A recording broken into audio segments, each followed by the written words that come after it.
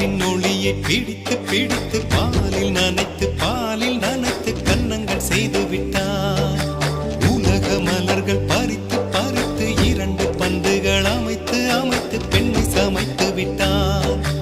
அழகு என்பது ஆண்பாலா பெண்பாலா என்பதில் எனக்கு சந்தேகம் தீர்ந்தது. அழகு என்பது நிச்சயம் பெண்பாலடா.